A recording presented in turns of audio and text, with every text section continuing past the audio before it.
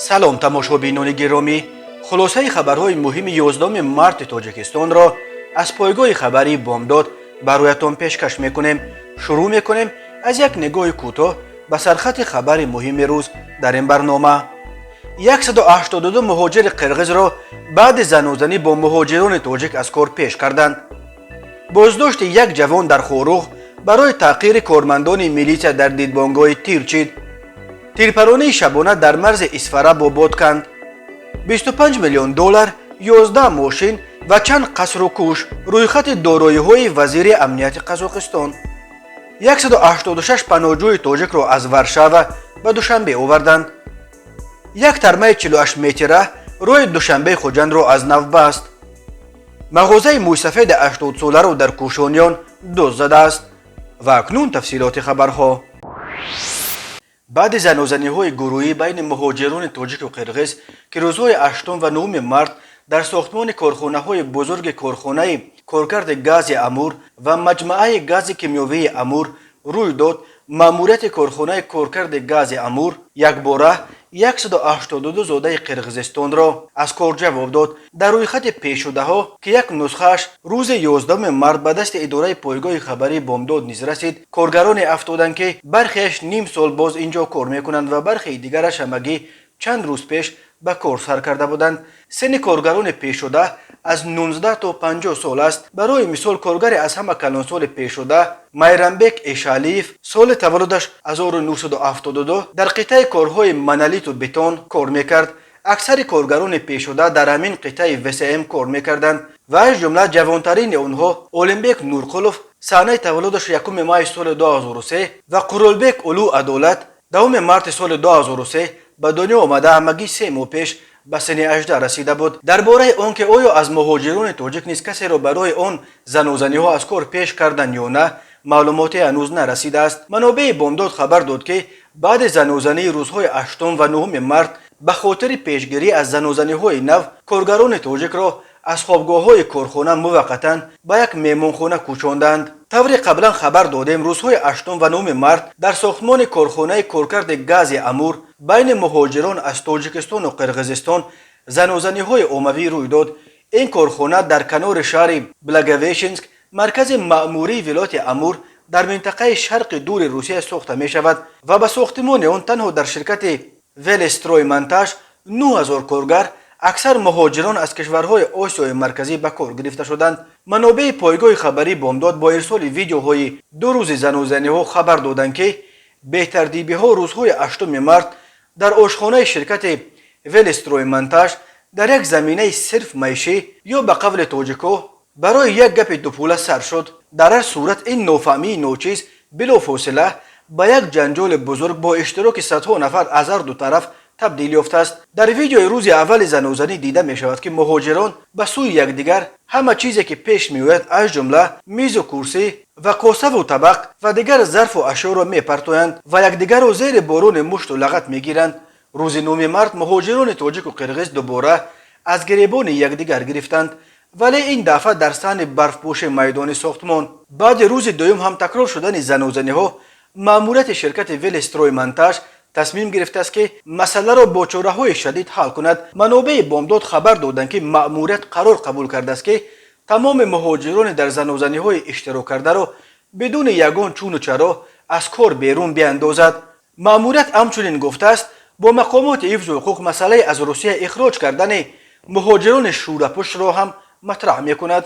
قرار معلوم ماه آگوست سال 2021 در پی یک سلسله زنوزنی‌ها بین مهاجران در منطقه‌های گوناگون روسیه وزارت کارهای داخلی این کشور هشدار داد که از این به بعد مهاجران را برای دغلانه و ویران کردن ترتیبات جمعیتی از جمله برای اشتراک در زنوزنی‌ها بهرامانه به کشورهای زادگاهشان اخراج کرده از حقوق عبور مرز روسیه محروم می‌کنند.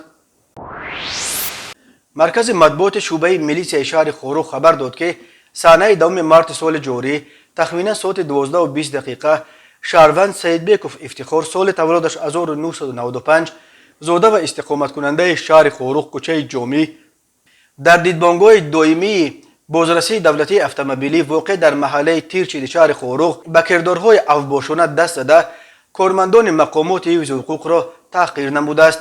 نظر افتخار سیدبیکوف به این ماجرا و سبب‌های مناقشه‌اش با کارمندان بازرسی دولتی اتومبیلی دسترس نیست. تفصیلات دیگر حادثه هم هنوز به دست نرسیده است و معلوم نیست که آیا بین این ساکن جوان خاروق و کارمندان بازرسی دولتی اتومبیلی در دیدبانگاه چه گذشت. ولی بنا به اطلاع میلیسای خاروق، شهروند سیدبیکوف افتخار برای صادر نمودن کردارهای غیر قانونی دستگیر کرده شد. نسبت به او چاره‌بینی‌های حقوق ویرانکنی ماموری دیده می شود. ماده 460 کودکس حقوق ویرانکنی ماموری تاجیکستان برای میده افباشی همچون جزا جریمه و یا تا 15 شبانه روز حبس ماموری را پیش بینی می کند. بازداشت این ساکن خاروق در حالی است که ساکنان مرکز ولایت مختار کوهستان بدخشان از شماره بیش از عدد دیدبانگاه‌ها در اطراف و داخل شهر شکایت می کنند.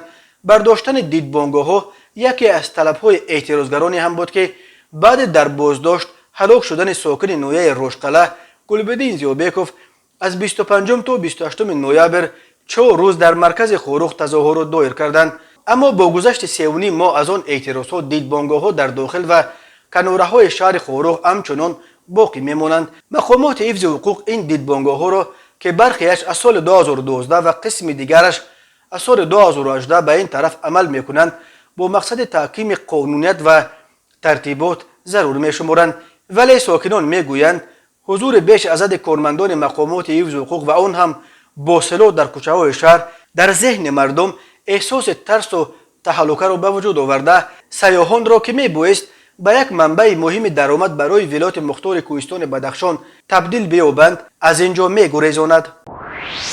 شب 11 مارس در مرز جماعت چارکوی اسفرت با نویه بادکند قرقیزستان دیگر باره تیرپرانی شده است. به گفته ساکنان از ساعت 1:20 مرزبانان قرقیز به دو محله چارکو محله های به نام عباد فیض‌الله و بوستان تیرخوری کردند.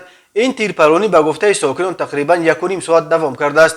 ولی رئیس جماعت چارکو شکرانخان ناصرف صبح 11 مارس به از پلیس گفت بنا به معلومات پیشکی در نتیجه تیرباران مرزبانان قرقیزستان یگان نفر از مردم آسایشته زیان ندیده است. مقامات مرزبانی تاجیکستان هنوز تیرپرانی اخیر در مرز تاجیکستان با قرقیزستان را شرح ندادند. ولی خدمات مرزبانی قرقیزستان گفت تیرپرانی در قطعه های روی بادکن اسفنه در موضع اکی توش از ساعت 2:50 تا 3:10 ادامه یافت و وقتی روی داده است که گویا مرزبانهای تاجیک به طرف ماشین‌های راهگذر سنگ پرتافتند و مرزبانهای قرقیز مجبور شدند که به هوا تیرخوری کنند.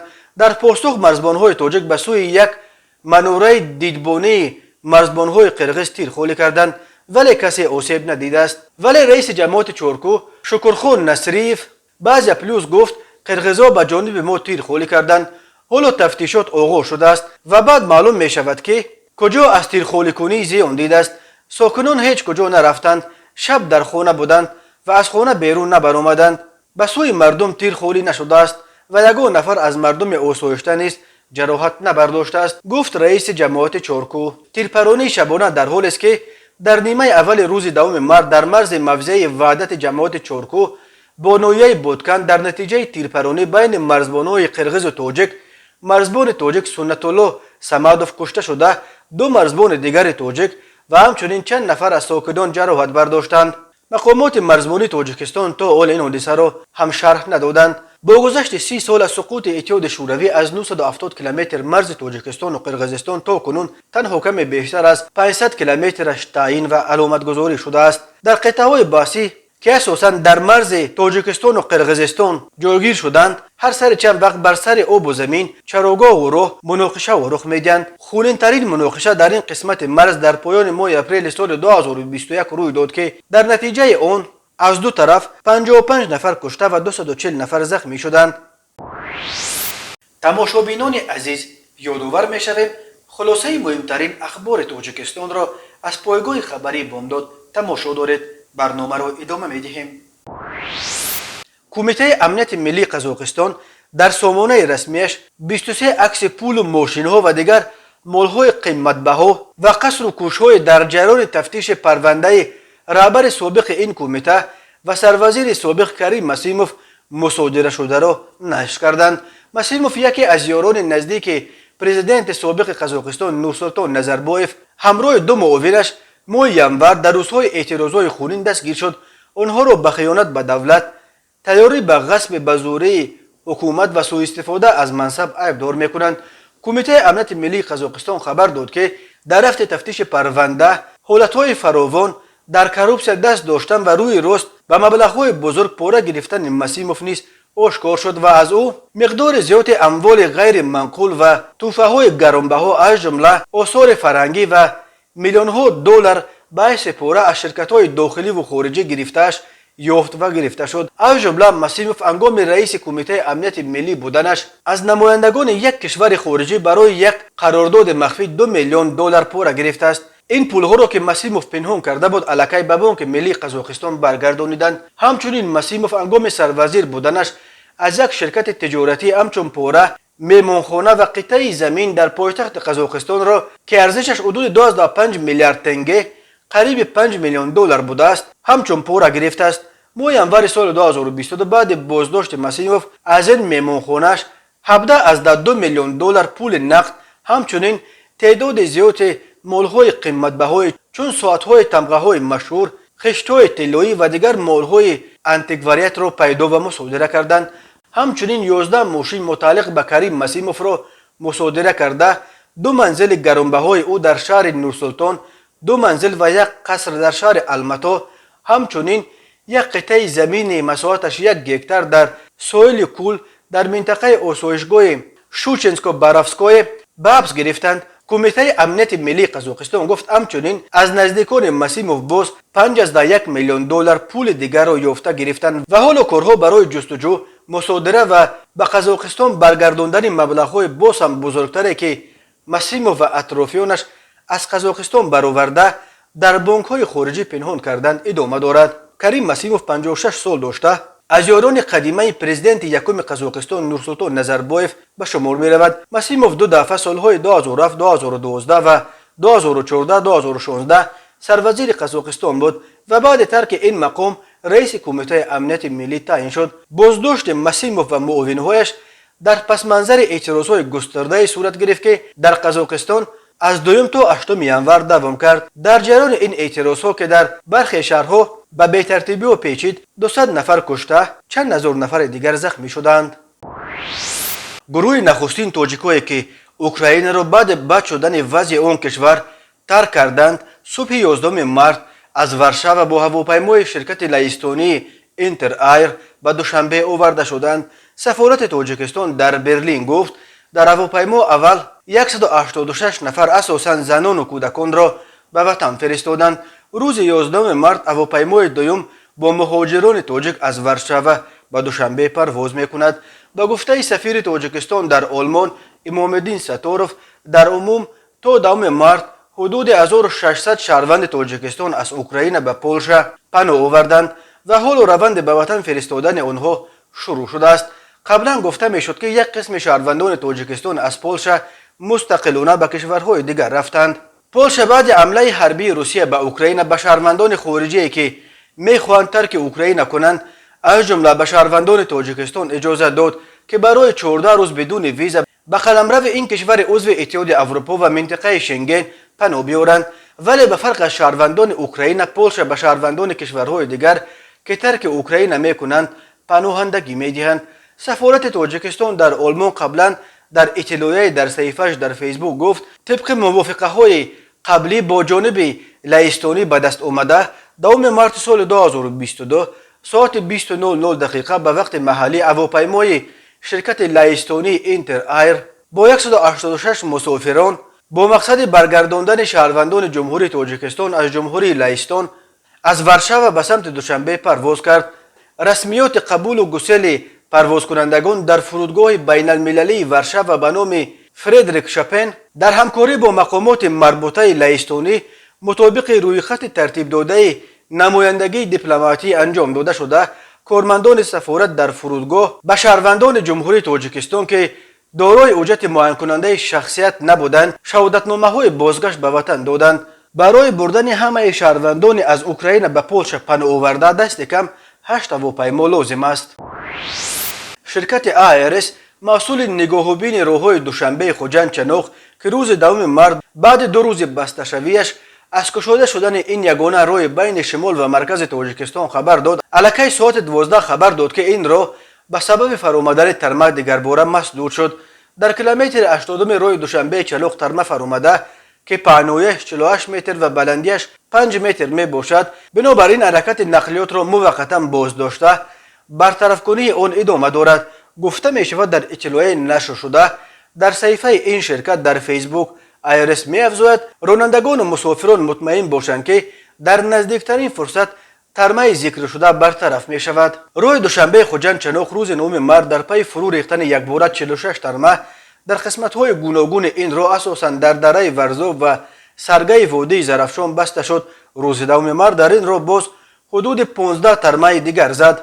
شورای دوشنبه خوجند چنوق یگانه روی زمینی است که ولایت سوخت در شمال تاجیکستان با قسمت های باقی مانده این جمهوری از جمله با پایتختش شهر دوشنبه میپیوندد. تا ساخته شدن نقب استقلال در این شورای یگانه روی بین شمال و مرکز تاجیکستان از طریق عقبه انزو بود که در زمستان بسته میشد. بنا به پیشبینی هواشناسان تا پایان هفته جاری خطر فرآمدن ترمه ها، سنگریزی و سیل و آبخیزی به خصوص در منطقه های کوهستانی تاجیکستان باقی میماند. به این دلیل کمیته حالتهای فوق‌العاده از ساکنان خواست که در این روزها از سفرهای بدون ضرورت با راههای کوهستانی، انجام کارهای صحرایی، چراندن چاروا، جمع‌آوری هیزم و علف‌های بهاری، ماهیگیری و شکار در کوه‌ها خودداری کنند.